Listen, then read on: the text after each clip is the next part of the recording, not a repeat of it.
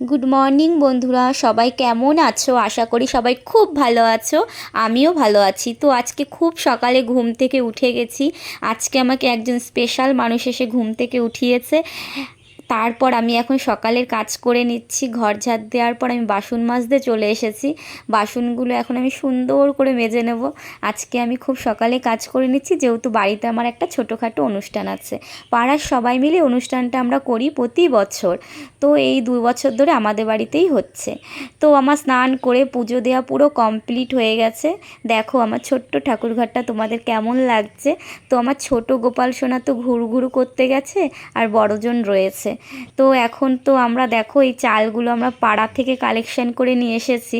চাল আলু সবাই মিলেই আমাদের এই অনুষ্ঠানটা একসাথেই আমরা করি। তো এখানে হচ্ছে আমার বর মশাই আর দিদিভাই দুজনে মিলে প্যান্ডেল করছে। ভাবা যায় দেওর বৌদি মিলে প্যান্ডেল হচ্ছে, তাহলে বোঝো কেমন প্যান্ডেল হবে। তো এখানে সবাই তো চাল পয়সা যে